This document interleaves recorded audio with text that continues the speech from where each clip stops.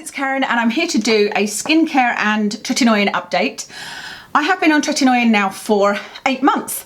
So I'm currently using this one, still the Retinoids, and this is the 0.05%. I've been using this for 2 months, I think, about 7 or 8 weeks, something like that. And there's not that much difference between when I did that last skincare routine, remember I was saying routine, where I was using lots of different products, to now, other than I'm trying a couple of different things. So I will run through it. But regarding the Tretinoin and increasing to 0.05%, I am noticing that my skin is drier, of course, because I've doubled the strength essentially, because I was on 0.025 and I'm now on at 0.05. So I've doubled the strength of Tretinoin, and my skin, if you could see it close up, even like it's dry around here, it's dry around here. I was going to say even my eyelids are dry, but that's due to something else I'm using that I'm going to show you. But it's not peeling. The peeling seems to have gone away and my skin seems to be, I guess, accustomed to the Tretinoin. I'm still not on board with it as such, in that I don't see any benefits yet. But in my head, I was given it until a year of using it before I would see any real benefits, especially because I was building up so slowly, you know. So I'd maybe even consider using a year on 1% before giving up on it. And I've only been using this, you know, I'm still only using this at the 8-month point, and so I probably won't be using this. Will last me another few months. I probably won't even start the 1% until the year's mark. But all I notice is dry skin. I haven't noticed any change in the hooding of my eyes. In fact, I would say it's worse. Once my skin gets accustomed to it, which takes quite a while for me, I would say it takes 3 months maybe, until it stops being really, really dry, and until there's no feeling of dryness, and until my skin starts to look itself again.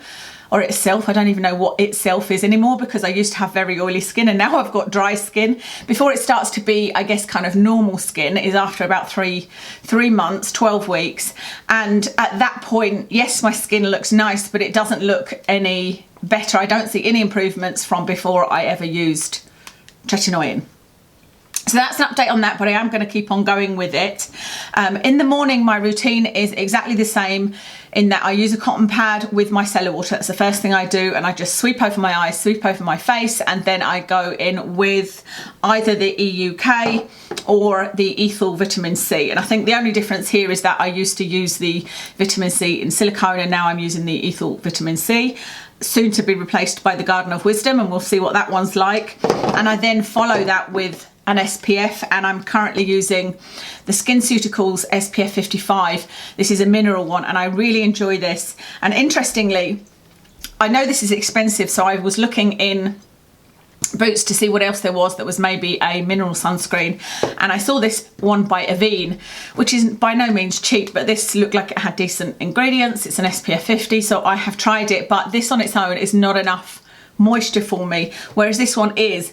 And the surprise to me is that this one is for dry skin. I'm pretty sure it said it was for dry skin. I can't read it on there, but I'm pretty sure it was for dry skin. So if I use this, I have to use it on top of something else, which this morning I used this. This is the Neutrogena Hydra Boost, and I did post this a couple of days after I took my sabbatical. I put a sort of community post on saying how much I was enjoying this, and I showed you in my favourites, I think, when I came back as well. Tiny little bit left at the bottom there. So I used this morning and then this, and my skin doesn't feel as tight, because it was feeling really tight with this, and it doesn't when I use this.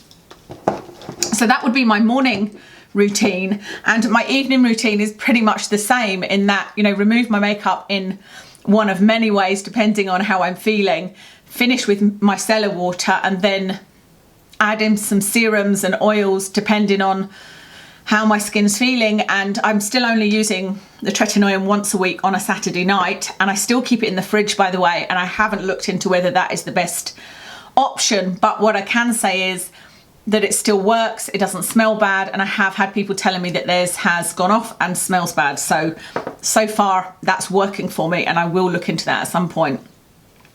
So serums wise, what I'm currently using is the Buffet and Copper and the modulating glucosides.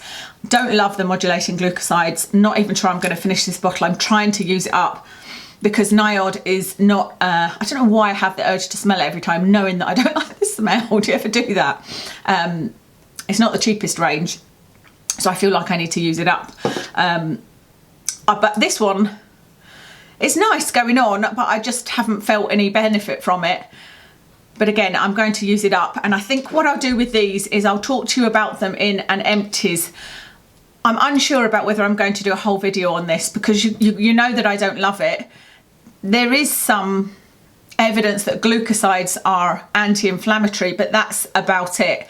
So I don't know that there's enough, you know, story, enough grit to do a whole video on, but we'll see. I need to look into it a little bit more. But I'll put something like one of those two on, or my retinol. I'm still trying to use up this retinol 1% in squalane. This is not something I'd repurchase. I really am just trying to use it up because I don't enjoy the squalane. And then if I hadn't used that retinol in squalane, I would probably use this borage oil, because you guys know I love it, and with my skin being so dry, I don't feel I can live without an oil at the moment. I never thought I'd be in that position, but I always put an oil on. It's either this or the rosehip oil, or just whatever oil I'm trying out. I'm not sure if I'm gonna try the chia oil. I may well do the chia oil from The Ordinary. I may well do, because I've ordered the prickly pear seed oil from the Garden of Wisdom, so I'm looking forward to trying that. And there was a point where I thought, right, just stop ordering oils because you're never going to use them up. But now with my skin being dry, I definitely am using them up, because not only do I use them at night time, yesterday my skin felt really dry, and so in the middle of the day I just took all of my face makeup off and just put a really thick layer of oil and left it on my skin. And my skin felt a lot better by the evening, and I just did my whole evening routine. But I do love that borage oil. And then I would finish with probably the natural moisturising factors. I'm making my way through this tube here. Or I would use this, but actually this is the Cicaplast La Roche-Posay Cicaplast Balm B5. You've heard me mention this before as a favourite. I try to use this on its own, not with an oil underneath, if my skin's at all irritated. So I was using this. Do you remember I had those little lumps? I can't remember which side they were on this side, I think. I tried to use it on there because it's difficult for creams to get through oils. I tend to use things like this over an oil just to take away the oiliness and sort of seal everything in. Not that something like this is going to get through the oil. And so I wanted this to be directly on my skin, and I do love this. I do love the feel of that. And the other thing that I said I'd added in is this. It's the alpha lipoic acid by The Ordinary, and it's the only thing I keep in a box. It's that unstable that you shouldn't even stand by a window after applying this.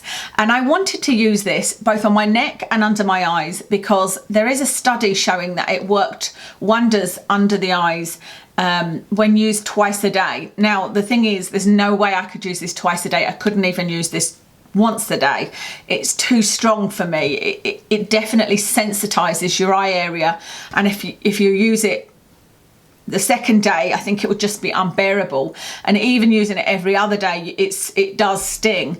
And so I'm not sure how I feel about that. I don't feel that that's a great thing to have, you know, something that feels that strong under your eyes, even though I can see that there's evidence there.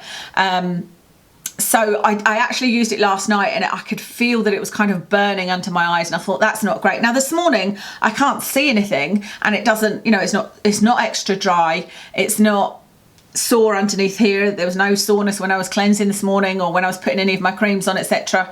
I don't know. I don't know whether I'm going to maybe move it to every 3 days and see how I get on. But I am going to continue using it on my neck and just see if I get anything from it now that I've got this bottle. So I'll continue using it until it goes off, because my last bottle did go off. It sort of separated and you could just see it did not look right at all. But I have got dry skin here, and I did put some of this just underneath my eyebrow, and it has caused me dry skin there, which is fine. I do use my Tretinoin here, and I just put a tiny little bit underneath my brow there as well. So I'm not surprised to have dry skin, but I'm pretty sure that will be gone. I'll do a little exfoliation later on today, either a little gentle manual one or with lactic acid or something like that, and it will be gone by tomorrow. So that's where I am with my skincare and Tretinoin. Not a huge amount of changes since last time, other than I'm trying a few new things. I know I spoke very fast through that, but I will be going a bit more in depth in, I've got an upcoming Deciem empties. So when I finished the Buffet and Copper, which there's about a third of a bottle left, and you know me, I'm heavy-handed, I use a lot, and people are always grumping at me that I use too much. I'm definitely nearly finished this, and I might even put it in there before I finished it. I really want to get through this retinol in squalane. I'll probably finish the borage oil. I'm really nearly finished this ethyl vitamin C, and the EUK, no, that one I know I love. This is, I think, my third bottle, and I really do enjoy that. But these others will be in my DECIEM empties, and I will probably go into a little bit more depth in that video. Let me know if you do want a video. If anybody's curious about this modulating glucoside still, then let me know and I will do a dedicated video for you. But that's everything today. Let me know if you have any questions, and let me know what videos you are kind of waiting for from me, because I know, you know, obviously I've been away for a while and there was a lot of videos that we were talking about, and ingredient videos specifically. What are the ones that you are looking forward to watching, and I will put them at the top of the list. So thanks so much for watching. I'll give you a quick rundown of my makeup. I'm wearing the Bare Minerals Bare Pro foundation, which for the first time this week I felt didn't sit great, and I think it's just because my skin's so dry. Anyway, that's what I've got on. On my cheeks is a CYO blusher, and I can't remember the name of it, but I will list it in the description. On my eyes is Dose of Colours, I think. It's a pigment. Again, I'll list it in the description, but it's called Absinthe. On my lips is Stila liquid lipstick in Caramello. As always, that's everything. Thank you very much for watching, and I'll speak to you soon.